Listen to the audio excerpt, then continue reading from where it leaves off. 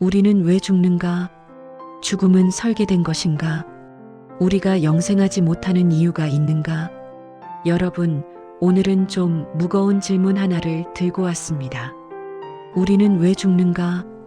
우리는 보통 죽음을 생각하면 어떤 사건을 먼저 떠올립니다. 사고, 질병, 혹은 누군가의 실수 같은 것들이요. 그런데 큰 틀에서 보면 대부분의 죽음은 누가 우리를 죽이는 사건이 아니라 시간이 흐르면서 몸이 더 이상 유지되지 않는 과정의 결과에 가깝습니다. 물론 사고도 있고 질병도 있습니다. 하지만 오늘은 한 걸음 더 뒤로 물러나서 죽음을 감정이 아니라 사실로 놓고 보려고 합니다. 이 질문 앞에서는 누구나 감정이 올라오죠. 두렵고 억울하고 때로는 화도 납니다. 생각할수록 답이 없어 보이기도 합니다. 그런데 오늘은 조금 다른 각도로 접근해 보겠습니다. 죽음을 고통스러운 이야기만이 아니라 삶의 자연스러운 과정, 즉 생명의 일부로서 받아들여야 하는 과정으로 차분히 바라보는 겁니다. 오늘 제가 드리고 싶은 건 위로가 아닙니다. 대신 우리가 죽음을 조금 더 건강하게 받아들일 수 있도록 이해의 틀을 하나 드리고 싶습니다. 이해의 틀이 생기면 두려움이 조금은 정리됩니다. 그리고 마지막에는 이렇게 마무리할 겁니다. 그래서 우리의 삶에서 무엇이 달라져야 할까요? 자, 시작해 볼까요? 먼저 오늘 이야기의 핵심을 한 문장으로 정리하겠습니다. 죽음은 생명이 변화하고 살아남기 위해 세대를 교체하는 자연스러운 시스템입니다. 여기서 핵심은 세대 교체입니다. 솔직히 유쾌한 말은 아니죠. 하지만 자연은 우리에게 편안함이나 안락함을 주려고 만들어진 게 아닙니다. 자연의 목표는 단순합니다. 살아남게 하고 이어지게 하고 환경이 바뀌면 다시 살아남게 하는 것. 그래서 때로는 차갑게 느껴집니다. 하지만 차갑다고 해서 비인간적인 건 아닙니다. 그냥 자연이 움직이는 방식입니다. 두 번째, 생각의 틀 바꾸기. 생명은 개인이 아니라 흐름입니다. 우리는 보통 생명을 이렇게 생각합니다. 태어나고 자라고 늙고 죽는다. 한 사람의 이야기죠. 그런데 조금 더 크게 보면 생명은 개인이 아니라 흐름입니다. 강물처럼요. 모양만 바뀌면서 계속 이어집니다. 그러면 질문도 바뀝니다. 우리는 왜 죽는가? 왜 생명은 개체가 죽는 방식으로 흐르는가? 로 바뀝니다. 이제부터 그 이유를 딱 3가지로 정리해서 설명드리겠습니다. 우리가 영생하지 못하는 3가지 이유가 있습니다. 첫 번째 이유, 생명의 세대 교체는 생명의 업데이트입니다. 휴대폰을 예를 들면 휴대폰 쓰시다 보면 이런 알림 뜨죠. 업데이트 하세요. 업데이트를 안 해도 당장은 크게 문제 없어 보입니다. 그런데 시간이 지나면 앱이 잘 안 열리고 속도가 느려지고 보안도 약해집니다. 결국 업데이트를 하게 됩니다. 생명도 비슷합니다. 세대가 바뀌는 건 생명의 업데이트 같은 겁니다. 환경이 바뀌니까 새로운 버전이 계속 나와야 합니다. 세대 교체는 바로 그 문을 여는 방식입니다. 두 번째 이유, 자연은 개인의 영생보다 집단의 지속을 선택했습니다. 이제 상상을 하나 해볼게요. 모든 사람이 200년, 300년씩 살고 절대 죽지 않는다면 어떨까요? 처음엔 좋아 보입니다. 하지만 현실은 이렇습니다. 공간은 한정되어 있고 자원도 한정되어 있고 기회도 한정되어 있습니다. 세대가 바뀌지 않으면 새로 시작할 자리가 없어집니다. 새로운 시도도 변화도 점점 막힙니다. 자연에서 변화는 굉장히 중요합니다. 변화가 없으면 환경이 바뀌었을 때 대응이 늦어지니까요. 여기서 중요한 포인트가 있습니다.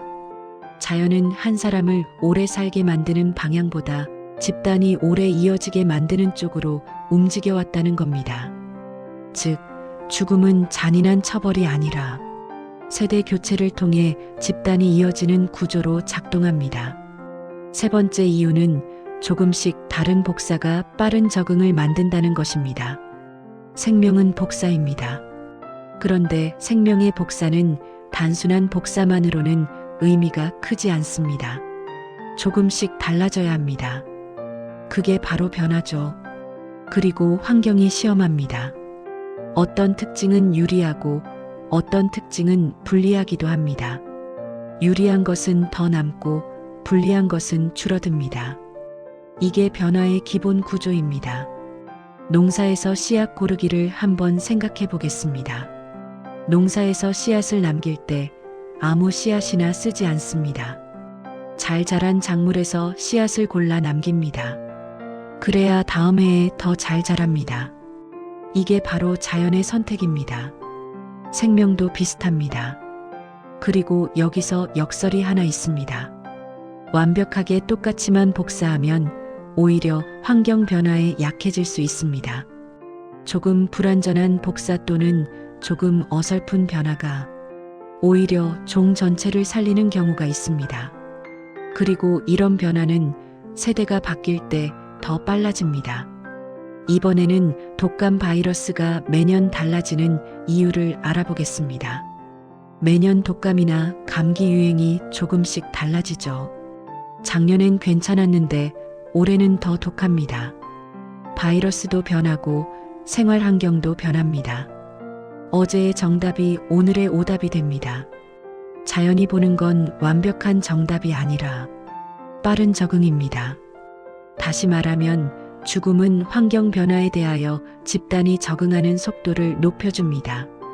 이해를 돕기 위해 세 가지 사례를 설명드리겠습니다. 도서관을 예로 들겠습니다. 책이 절대 버려지지 않는 도서관을 상상해 보세요. 새 책이 들어올 자리가 없습니다. 도서관은 점점 과거가 됩니다. 오래된 책이 나빠서가 아니라 살아있으려면 교체가 필요합니다. 이번에는 숲의 경우를 알아보겠습니다. 큰 나무가 절대 쓰러지지 않는 숲이면 새싹은 빛을 못 받습니다. 큰 나무가 쓰러져야 빛이 들어오고 새싹이 자랍니다. 숲은 멈춰 있는 게 아니라 바뀌는 흐름으로 유지됩니다. 회사도 세대 교체와 변화가 필요한 경우가 많습니다. 조직도 마찬가지입니다. 한 사람이 평생 같은 방식으로만 일하면 시장 변화에 빠르게 대응하는 것이 힘들어집니다. 새 방식이 들어오려면 사람도 방식도 바뀌어야 합니다. 자연의 세대 교체도 이와 비슷한 구조입니다. 그런데 여기서 오해가 생길 수 있습니다. 그럼 죽음이 좋은 건가요? 아닙니다. 절대 아닙니다. 죽음을 이해한다고 해서 죽음이 좋아지는 건 아닙니다. 슬픔은 슬픔대로 남고 이별은 이별대로 아픕니다. 오늘 이야기는 감정을 없애려는 게 아니라 감정 옆에 이해의 틀을 하나 더 놓는 것입니다. 죽음에 대한 설명이 너무 냉정해서 무섭다. 그럴 수 있습니다. 그런데 이해하지 못하면 공포는 더 커집니다. 우리가 조금 이해하면 공포는 작아집니다. 냉정함은 비인간적인 게 아니라 두려움을 다루는 하나의 방법이 될 수 있습니다. 그럼 이제 삶에서 무엇이 달라져야 할까요? 이제 결론입니다. 우리는 왜 죽는가를 생명의 관점에서 보면 삶은 이렇게 정리됩니다.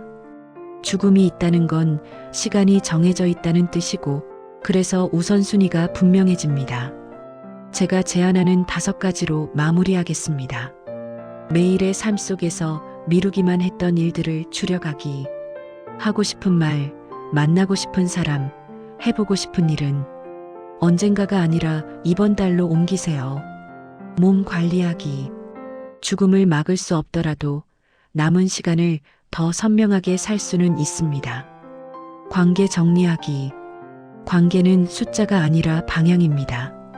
나를 지치게 하는 관계는 거리 두고, 나를 살게 하는 관계는 일정에 고정하세요. 나의 가치 3가지 적기. 돈, 명예, 성취 말고 끝에 남기고 싶은 가치를 3개만 적어두면 선택이 빨라집니다. 죽음을 금기어로 두지 않기. 죽음을 생각하는 것이 우울한 게 아니라 삶을 현실적으로 준비하는 힘이 될 수 있습니다. 오늘 영상은 여기까지입니다. 고정 댓글에는 참고한 자료와 출처를 명확히 남겨두겠습니다. 다음 영상에서는 중년 이후 무엇을 준비하면 두려움이 줄어드는가를 더 구체적으로 정리해 보겠습니다. 시청해 주셔서 감사합니다.